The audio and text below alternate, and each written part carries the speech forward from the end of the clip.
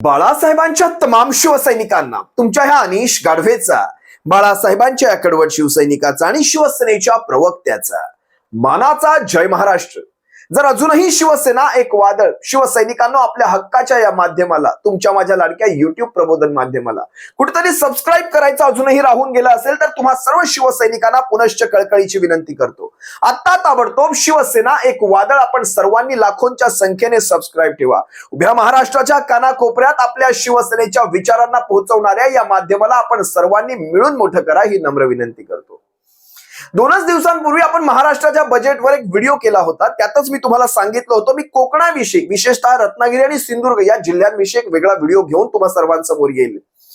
आपण त्या व्हिडिओमध्ये लाडक्या बहिणींपासून सगळ्याच योजनांचा समाचारच घेतला असंच म्हणू शकता. कारण कशा प्रकारे महाराष्ट्राच्या जनतेला कशा प्रकारे गंडवलं गेलेलं आहे यांचं पितळ आपण सारंच्या सारं त्याच्यात उघडं पाडलं होतं. आणि हे काही वेगळं सांगायची गरज नाही. महाराष्ट्राची जनता सुज्ञ आहे, सारं पाहते. आजच्या घडीला तुम्ही महाराष्ट्रामध्ये निवडणुका घ्या, बघा कशा प्रकारे थोबाडावर लाथ बसेल, या सरकारच्या थोबाडावर लाथ बसेल. महाराष्ट्राच्या जनतेला तुम्ही जे गृहीत धरायचं चालवलंय ना, अगदी लाडक्या बहिणींपासून आपण सगळं पाहतोय. सध्या काय चालू आहे, लाडकी बहीण योजना, काल ते रामदास कदमाचं स्टेटमेंट, मी खरं तर मला विषयांतर करायचं नाहीये पण तरी सांगतो. म्हणतात अंतरुण पाहून पाय पसरायचे, 30-30 हजार कोटींचं सोंग आणू शकत नाही, पैशाचं सोंग आणता येत नाही. तुम्ही सगळी सोंग कराल जसं हे रडण्याची सोंग करत होते बाम लावून. विचार करा शिवसैनिकांनो, 30,000 कोटींचं सोंग आणता येत नाही, 36,000 कोटींची रिक्वायरमेंट आहे, 45,000 कोटींचं यांनी वचन दिलं होतं. मग हे सोंग तुम्हाला तेव्हा सुचलं नाही का?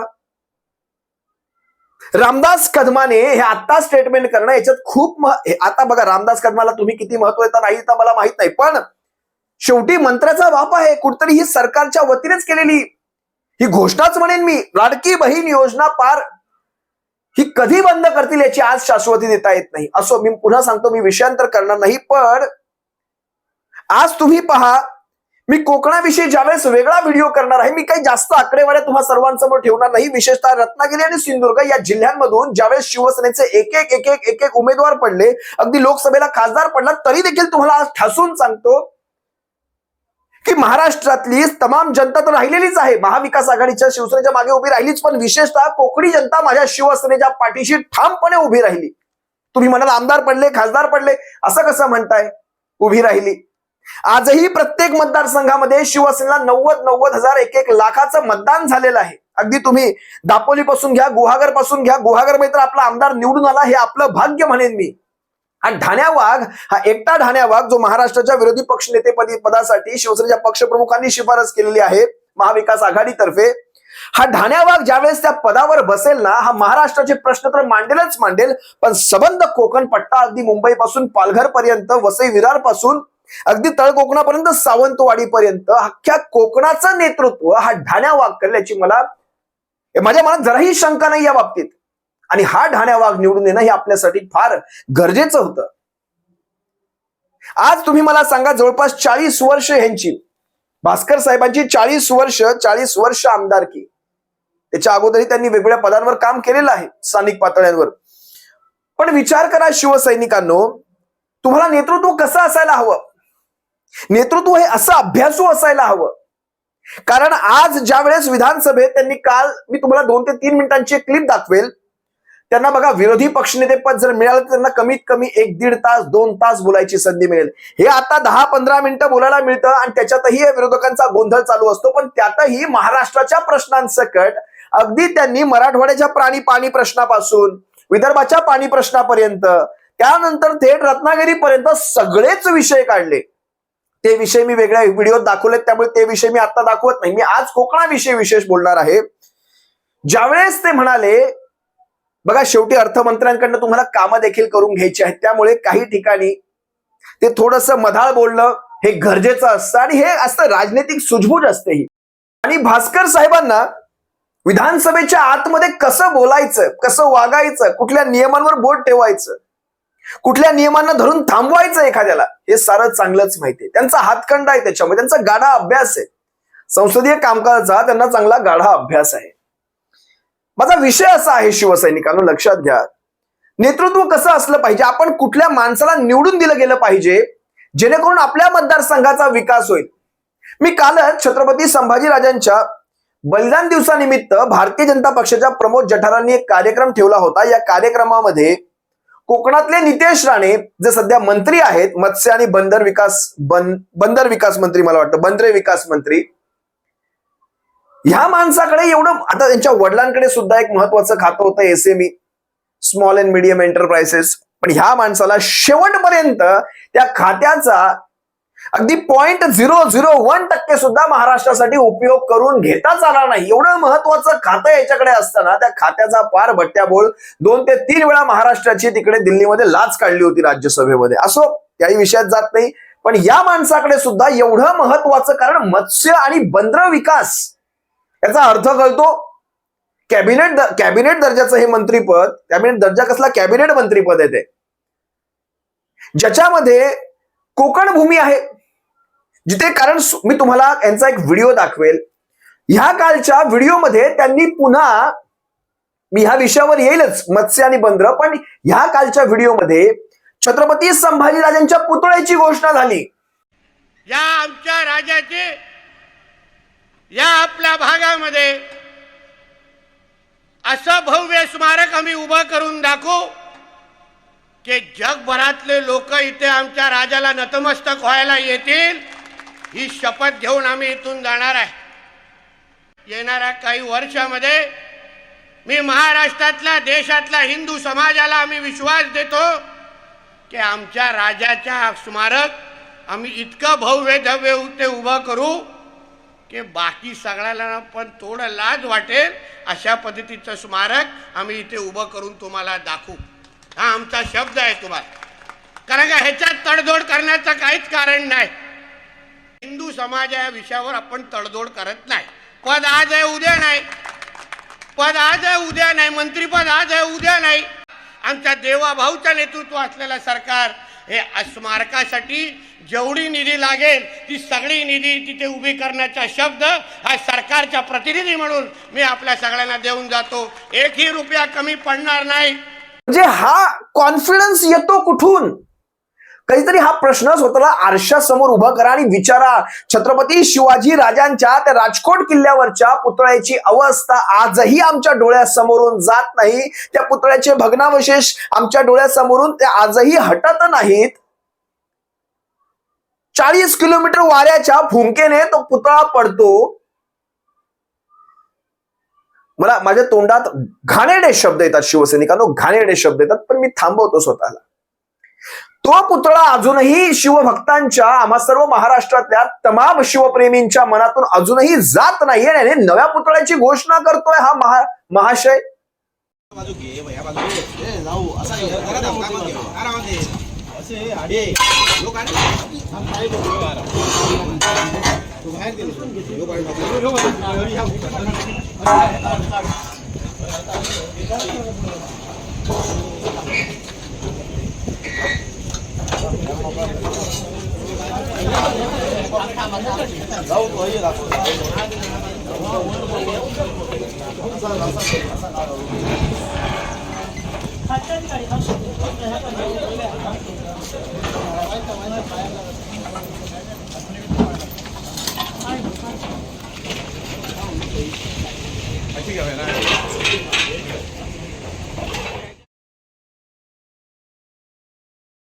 हा म्हणतोय काय की मी असा 1 रुपयाचा निधी कमी पडू दे, मी त्याचं विधान तुम्हाला ऐकवेल, असा 1 रुपयाचा निधी कमी पडून देणार नाही, हिंदूंच्या राज्यात पुतळा बनणार.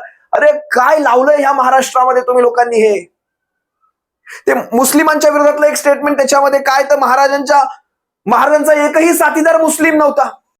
की नाही, शिवाजी महाराजांच्या सैन्यामध्ये मुसलमान होते. कोण मुसलमान नव्हते तिकडे. उगाच टेप रेकॉर्डर चालवता. स्वराज्याची लढाई ही इस्लामच्या विरोधातच होती, हिंदू विरुद्ध मुसलमान होती. आणि त्या लढाईमध्ये आमच्या राजांनी हिंदू धर्माला इस्लामच्या समोर झुकायला दिलं नाही. हाच आमच्या सगळ्यांचा ज्वलंत इतिहास आहे. कमीत कमी, आता पुन्हा विषयांतर होत आहे, पण कमीत कमी 4थीचा महाराष्ट्राचा इतिहास जरी शिकला असतात ना, 4थी पर्यंतचा, तुम्हाला त्यात नावं भेटली असती. हे विद्वेष आणि द्वेष पसरवायचं राजकारण आजवर कधी महाराष्ट्रात झालं नव्हतं. आज तुम्ही पहा, प्रत्येकाकडे आपण जाती जाती पातीमध्ये पाहतोय. ओबीसी, मराठा, कुणबी, माळी, न्हावी, ह्यामध्ये कधी आजवर महाराष्ट्राने एकमेकांना पाहिलं नव्हतं. आजपर्यंत तुम्ही आम्ही कित्येक जण शाळा शिकलो, आपल्याला माहिती पण नाही की बाजूला बसलेलं पोरगं कुठल्या जातीचं. कधीच नव्हतं. हे सगळं हे आता घडतंय. आज तुम्ही मला सांगा, 4थी पर्यंतच्या इतिहासामध्ये आपण जाऊ द्या, त्यातही मी कारण 4थी पर्यंत पण शिकणं गरजेचं आहे ना, त्यासाठी 4थीचा इतिहास माहिती असायला हवा. तर 4थी पर्यंत शाळेत गेल्यानंतरच हे कळतं. यांच्याकडे सर्टिफिकेट घरातच छापली जातात. नितेश राणे राज्य सरकारमधील एक मंत्री आहेत आणि त्यांच्याच सरकारच्या काळात महाराष्ट्रात विद्यार्थ्यांना पाठ्यपुस्तकांमधून जो इतिहास शिकवला जातो आहे, त्या इतिहासाची पुस्तकं आपल्या हातामध्ये आहेत. या पुस्तकांमध्ये जो इतिहास शिकवला जातो आहे तो नितेश राणे म्हणतायत तसाच आहे की आणखी काही वेगळा आहे? मग नितेश राणे जे म्हणतायत ते खरं की इतिहास अभ्यासकांनी वर्षानुवर्षांच्या मेहनतीने तयार केलेली ही पुस्तकं आणि या पुस्तकांमध्ये शिकवला जाणारा इतिहास खरा? शिवरायांनी हिरोजीला आपल्या जागी झोपवले, मदारीस त्याचे पाय चेपत बसवले. शिवराय व संभाजीराजे एकेका पेटाऱ्यात बसले. पेटारे निघाले कुठे ठरलेल्या ठिकाणी ते सुखरूप पोहोचले. तिथे शिवरायांचे स्वामी भक्त सेवक घोडे घेऊन तयार होते. त्यामध्ये मदारी मेहतर होते. हे मदारी मेहतर मुस्लिम समाजातील होते. महाराजांच्या स्वराज्याच्या आरमारात कोळी, भंडारी, आगरी यासारख्या विविध दर्यावर्दी जाती धर्माचे सैनिक होते. दौलत खान, मायनाक भंडारी, लाय पाटील, दर्या सारंग, तुकोजी आंग्रे यासारखे नावाजलेले आरमारी योद्धे याच काळात प्रसिद्धीस आले. दौलत खान हा छत्रपती शिवाजी महाराजांच्या आरमारामधला एक महत्वाचा सरदार होता. शिवरायांचा सिद्दी हिलाल हा देखील छत्रपती शिवाजी महाराजांच्या सैन्यामध्ये होता. नितेश राणे ज्या सरकारमध्ये मंत्री आहेत त्या सरकारच्या सत्ता काळात हे पुस्तक महाराष्ट्रात शिकवलं जात आहे. त्यानंतर या 7वीच्या पुस्तकाकडे आपण वळूयात. इतिहास व नागरिक शास्त्र सहिष्णू वर्तन या नावाचा हा एक उतारा आहे, ज्यामध्ये काय म्हटलंय, महाराजांना ज्या सत्तांबरोबर संघर्ष करावा लागला त्यांच्यापैकी आदिलशहा, मुघल आणि सिद्दी या सत्ता इस्लामी होत्या. मात्र त्यांच्याशी संघर्ष करताना महाराजांनी स्वराज्यातील मुसलमानांना आपले प्रजाजन मानले. अफजल खानाच्या भेटीच्या वेळी महाराजांच्या सैन्यात सिद्दी इब्राहिम हा विश्वासू सेवक होता. तर नितेश राणे जे म्हणतायत की एकही मुस्लिम सरदार स्वराज्याच्या सैन्यामध्ये नव्हता, तर इथं जे कोणी सरदार होते मुस्लिम त्यांची ही नावं देण्यात आली आहेत. अर्थात नितेश राणे यांनी कोणता इतिहास वाचलेला आहे हे अधिक ते स्पष्ट करू शकतील. छत्रपती शिवाजी महाराजांचं धोरण आणि त्यांचं राज्य कसं होतं हे इतिहासकारांनी या पुस्तकांमधून मांडण्याचा प्रयत्न केला आहे. आता इतिहासकारांची वर्षानुवर्षांची ही मेहनत एका बाजूला आणि दुसऱ्या बाजूला नितेश राणे यांचं वक्तव्य, अर्थात इतिहास माझ्या छत्रपती संभाजी राजांना अगोदर तुम्ही समजून घ्या. ते निधी वगैरे नंतर, त्यांचं स्मारक वगैरे नंतर. छत्रपती संभाजी राजांना तुम्ही अगोदर समजून घ्या. त्यांनी त्यांच्या वयाच्या 16 वर्षामध्ये ग्रंथ लिहिले. माझ्या तोंडी इतके घाणेरडे शब्द येतात ज्यावेळेस यांच्याकडून नव्या पुतळ्याची घोषणा झाली. त्या कोकणच्या मत्स्य आणि बंदर विकास यासाठी तुम्ही काय करत आहात ते महाराष्ट्राच्या विधानसभेत एकदा तरी बोलला असतात, मात्र वाटलं असतं पाहतोय काय करतायत. आज कोकणामध्ये दापोली पासून अगदी हरणे घ्या, दाभोळ घ्या, दापोली घ्या, तुम्ही गुहागर घ्या, पालशेत घ्या, जयगड घ्या. तसं मला कोकणाविषयी जास्त माहित नाही, पण जिकडे जिकडे जास्त फिरलोय तिकडच्या भागांची मी नावं घेतोय फक्त. अगदी गणपतीपुळे घ्या. पर्यटन जर पाहिलात, पर्यटन जर वाढवलात तर महाराष्ट्रासारखं, विशेषतः रत्नागिरी सिंधुदुर्गासारखं ठिकाण नाही शोधून सापडायचं तुम्हाला. त्याच्याविषयी महाराष्ट्राच्या विधानसभेमध्ये चकार शब्द काढला नाही या माणसाने. आणि छत्रपती संभाजी राजांच्या पुतळ्यासाठी निधीच्या गोष्टी करतायत. आधी माझ्या छत्रपती शिवरायांच्या अरबी समुद्रातल्या स्मारकाचं काय झालं त्याच्याविषयी बोला. 3200 कोटींचा निधी, ती मंजूर रक्कम कुणाच्या पोटात घातली, घशात घातली याच्याविषयी बोला. राजकोट किल्ल्यामध्ये किती, किल्ल्यामधल्या त्या छत्रपती शिवरायांच्या पुतळ्यामध्ये कितीचा भ्रष्टाचार केला तो आपटे तुमचा सगळा सोयरा होता का याच्याविषयी बोला. तिथे राजकारण. आणि आता छत्रपती संभाजी राजांच्या पुतळ्याची घोषणा. नका बदनाम करू आमच्या राजांना. माझ्या छत्रपती संभाजी राजांना आणि माझ्या छत्रपती शिवरायांना तुम्ही तर बदनामच करू नका. इतके म्हणजे आणि त्याच्याच मी तिथेच तुम्हाला सांगतो, इथेच मी कंपॅरिझन करतो. आता मी बजेटवर येतो. काल मी महाराष्ट्राच्या विधानसभेमध्ये एकमेव शिवसेनेचा आमदार जरी असताना तरी त्याने महाराष्ट्राचे सारे प्रश्न तिथे काढले. महाराष्ट्राचे म्हणण्यापेक्षा माफ करा, कोकण, रत्नागिरी, सिंधुदुर्गाचे जे प्रश्न त्यांनी काढले ते अतिशय महत्वाचे होते. मी तुम्हाला मगाशी म्हणालो, कोकणी माणूस कायम शिवसेनेच्या पाठीशी उभा राहिला. 40-45 हजारांनी शिवसेनेचे विनायक राऊत साहेब जे खासदारकीमध्ये पडलेले आहेत, हे 40-45 हजार कुणाचे होते, कुठल्या बिनशर्त पाठिंब्याचे होते, काही वेगळं सांगायची गरज नाही. पण आज त्या बिनशर्त पाठिंब्यांची सुद्धा काय अवस्था झाली हे सगळं महाराष्ट्र पाहतोय. हे 40-45 हजार शिवसैनिक जे समजा इकडे तिकडे भटकलेले असतील, भरकटले असतील, ते सुद्धा आणि त्याच्यासोबत इतर समाज सुद्धा आज शिवसेनेच्या पाठीशी पुन्हा तयार होतोय, उभा राहतोय. बघा, नेते कोणी गेलंय, कुठल्या पक्षात कोण जातंय, कुठला माणूस कुठल्या पक्षात जातोय याच्याशी काही घेणं नसतं. शिवसैनिक म्हणजे मी कोकणी माणसाविषयी बोलेन, ह्या आमच्या कोकणी माणसामध्ये इमानदारी आणि इमानाला जागणं हे ठासून भरलेलं आहे. आजही शिवसेनेच्या पाठीशी ठाम उभा आहे. काहीही हातात नसताना, केंद्रातलं सरकार हातात नसताना, राज्यातलं सरकार हातात नसतानाही तुम्हाला जर 4-4.5 लाख लोक, 4-4.5 लाख कोकणी माणूस जर मतदान देत असेल तर कुणाच्या पाठीशी आहे कोकण, कुणाच्या पाठीशी आहे सांगायचं. आमदार खासदारांची संख्या म्हणजे कोकण पाठीशी असं होत नसतं. ठीक आहे, जे काही असेल ते. आज त्या मुंबई गोवा हायवे मध्ये सुद्धा कुणाचे कंत्राटदार कंत्राट खाऊन जात आहेत ना, हे काही महाराष्ट्राला वेगळं सांगायची गरज नाही. आज जवळपास 11-12 वर्ष तुमच्या हातात सरकार आहे. का तो माझा मुंबई गोवा हायवे होत नाही? सांगावं का होत नाही? दानत लागते मनामध्ये त्या गोष्टीची. बघा ना, कोकणी माणसाचे प्रश्न कशा प्रकारे भास्कर साहेबांनी तिथे सभागृहात मांडले. जरा एकदा हा व्हिडिओ पहा. कोकणाला विमानतळाचा उल्लेख केला, मागे दिलेले 147 कोटी रुपये फक्त खर्च होतात म्हणून सांगतायत. आज रत्नागिरी सारखा जिल्हा आहे, प्रगत जिल्हा आहे, एक फक्त रस्त्याची वाहतूक सोडली तर रेल्वेची वाहतूक फ्रिक्वेन्सी फार कमी आहे. जर विमानतळ जादा लवकर जर कार्यान्वित झाला तर आम्हाला खूप त्याचा फायदा होईल. कारण जवळपास तुम्ही जरी म्हटलं असलात की चिपीचा विमानतळ तो सिंधुदुर्ग आहे, तोपर्यंत आम्ही सिंधुदुर्गाला पोहोचण्यापर्यंत आम्ही मुंबईमध्ये बाय रोड पोहोचू, इतका तो लांबचा आहे. आणि म्हणून रत्नागिरी जिल्ह्याच्या दृष्टीनं तो विमानतळ सुद्धा तुम्ही या ठिकाणी लवकरात लवकर कार्यान्वित होण्याच्या दृष्टीनं प्रयत्न करावा.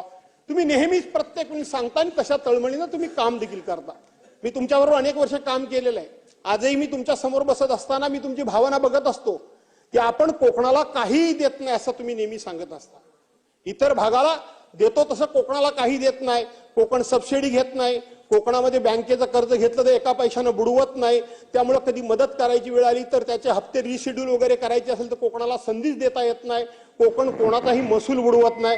पण दादा, 3 गोष्टी करता मी सभागृहामध्ये 10 वर्ष, सरकार कोणाचाही असू दे, माझी भावना कधी बदलत नाही, माझे विचार कधी बदलत नाही. मी 10 वर्ष 3 गोष्टींकरता तुमच्याकडे प्रामाणिकपणे हट्ट धरतोय की कोकणाची आर्थिक वृद्धीकरण जर करायचं असेल, कोकणाचं अर्थकारण जर सुधारायचं असेल तर पर्यटन, मत्स्य आणि त्या ठिकाणी फळबागा, या 3 गोष्टींकरता तुम्ही दादा कधीतरी स्पेशल पॅकेज द्या. ते परतीचं द्या. आम्हाला कायमस्वरूपी देऊ नका. मी स्पष्टपणे सांगतो, आम्हाला नको कोणाचा उधार, आम्हाला नको कोणाचं कर्ज. आम्हाला 5 वर्षाकरता तुम्ही 20,000 कोटी रुपये, जे आमचं इन्फ्रास्ट्रक्चर तयार करायचं आहे, ज्या आम्हाला मूलभूत सोयी सुविधा करायच्या आहेत, त्याच्याकरता 20,000 कोटी रुपये आज 10 वर्ष मी मागतोय. 20,000 ते परत बोलीवर घ्या, परत फेडीवर घ्या. कारण आमचा कोकण म्हणजे डॉलर भूमी आहे. आज मासे आम्ही परदेशामध्ये पाठवतो, आपल्याला डॉलरच्या रूपानं करन्सी आपल्या देशाला आणण्याचं काम आमचा कोकण करतो. आज आंबा आम्ही बाहेर पाठवतो, डॉलरच्या रूपानं आम्ही तुम्हाला करन्सी देशाला देण्याचं काम आम्ही करतो. आज पर्यटक या ठिकाणी महाराष्ट्रामध्ये येतात, ते कोकणामध्ये मोठ्या प्रमाणात येतात. ते पर्यटनाच्या माध्यमातून डॉलर आम्ही देण्याचं काम तुम्हाला करतो, करन्सी देण्याचं आम्ही तुम्हाला काम करतो. प्रत्यक्षपणे ही डॉलर, कोकण म्हणजे माझा डॉलर भूमी आहे. पण आमच्या राजकीय अभिनिवेशामुळे असेल किंवा आमच्या काही चुकींच्या भूमिकेमुळे असेल, हा कोकण मागे राहिलाय, हे तुम्हालाही मान्य करावं लागेल. दादा, थोडं कोकणाकडे लक्ष द्या. राज्याचं अर्थकारण सुधारण्याकरता कोकण तुम्हाला मदत करेल एवढी कोकणामध्ये क्षमता आहे. कारण कोकणामध्ये आज गेले कित्येक वर्ष आम्ही काजू एकाधिकार खरेदीची योजना आम्ही मागतोय.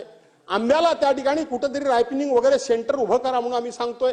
ताबडतोब तर आंबा परदेशात जाईल अशा पद्धतीची काहीतरी व्यवस्था करा असं आम्ही सांगतोय. तुम्हाला आम्ही सांगतोय की पोपळीच्या बागा म्हणजे सुपारीच्या बागा, नारळीच्या बागा आमच्याकडे आहेत. आणि कोकण हा नेहमी स्वच्छतेमध्ये राज्यामध्ये 1 नंबर आहे. कोकणामध्ये कधी तुम्हाला घाण दिसणार नाही, स्वच्छ कोकण आहे. आणि त्याचबरोबर आदरातिथ्य कसं करावं हे कोकणाकडून शिकावं. मी कोणाचाही द्वेष करत नाही, मी कोणालाही कमी लेखत नाही, पण आदरातिथ्य कसं करावं हे कोकणाकडून शिकावं. आणि त्याचबरोबर कोकणातल्या आमच्या ज्या भगिनी आहेत, या भगिनींच्या हातचं जेवण जेवून बघा. वेगवेगळ्या प्रकारचे उत्तम पदार्थ कसे करावे ते सुद्धा कोकणाची खासियत आहे.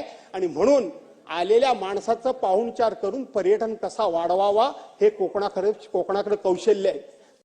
या व्हिडिओमध्ये भास्कर साहेब जाधव काय म्हणाले, रत्नागिरीत आम्हाला विमानतळ द्या, आम्ही फक्त रस्ते मार्गाने जोडलेले आहोत, कित्येक थांबे, कुठेच थांबे रत्नागिरीमध्ये रेल्वेला जास्त, आम्हाला रत्नागिरीला विमानतळ द्या. त्या चिपी विमानतळाचे सुद्धा काय हाल चालू आहे हे सगळा महाराष्ट्र म्हणजे कोकण पाहतोच आहे. कधी बंद आहे की चालू आहे हाच मोठा एक प्रश्न पडतो त्या चिपी विमानतळाचा. आणि चिपीपर्यंत खाली जाईपर्यंत इकडे माणूस अर्धा मुंबईत पोहोचलेला असतो. त्यामुळे रत्नागिरीत विमानतळ होणं आणि पर्यटनाच्या दृष्टीने हे फार गरजेचं आहे. अनेक पर्यटन स्थळं आहेत, थेट पर्यटक कोकणामध्ये येऊ शकतात. जसं गोव्यामध्ये 2-2 विमानतळ आहेत, दक्षिण गोव्यात आणि उत्तर गोव्यामध्ये. तसं महाराष्ट्रामध्ये जर बघा, महाराष्ट्राचं त्यांनी सगळ्यात सोप्या भाषेत एका शब्दात त्यांनी सांगितलं, जर कोकणाचा विकास करायचा असेल तर कोकणातल्या फळबागा, जर कोकणाचं अर्थकारण सुधारायचं असेल तर कोकणातला मत्स्य विकास हा अतिशय गरजेचा आणि त्यातही महत्वाचं पर्यटन आहे. आणि पर्यटनाच्या दृष्टीने ती ऍक्सेसिबिलिटी, त्यासाठी विमानतळ हे फार गरजेचं आहे. करा दादा. ते म्हणतायत आमच्या कोकणाने कधी जास्त काही मागितलं नाही, कारण आमचा कोकण कधी कर्ज घेत नाही, त्यामुळे कर्ज तुम्हाला माफ करायची संधीच मिळत नाही, अनुदान द्यायची संधी मिळत नाही. खरं सांगा, आपण कोकणाला काय देता? कोकण सबसिडी घेत नाही, कोकण कर्ज घेत नाही, कोकण महसूल उडवत नाही. कोकणचं अर्थकारण सुधारायचं असेल तर फक्त पर्यटन, मत्स्य, फळबागा सुधारण्यासाठी 20,000 कोटींचं पॅकेज जाहीर करा. आणि फुकट नको बरं का, 5 वर्षांसाठीच द्या. त्या 5 वर्षात डेव्हलपमेंट करून दाखवतो आम्ही आमच्या कोकणाची. या 20,000 कोटींमध्ये फळबागांसाठी काही विद्यापीठ असतील, संशोधनासाठी असतील, त्या सगळ्या गोष्टींची स्थापना करू. म्हणजे आता ह्याच्यामध्ये अनेक गोष्टी येतात. अगदी काजू एकाधिकार समितीविषयी त्यांनी सुद्धा एक मागणी केली होती, काजू एकाधिकार खरेदी समिती. त्यानंतर मँगो रायपिंगची सुविधा, अशा अनेक गोष्टींची त्यांनी त्याच्यात मागणी केलेली आहे. बघा, असे आता हे समजा 1-2 विषय त्यांनी मांडले, असे जर बसल्यानंतर असे अनेक विषय निघतील जे कोकणासाठी अतिशय महत्वाचे असतात. अगदी कोकमापासून तयार केलेले पदार्थ असतील जे फक्त आणि फक्त कोकणात तयार होतात. ह्या सगळ्या गोष्टी अतिशय महत्वाच्या आहेत. ह्या गोष्टी तुमच्या कोण मांडता येते ते सांगा ना. हे तुम्हाला याच्या त्याच्या राजकारणात अडकवून ठेवतील.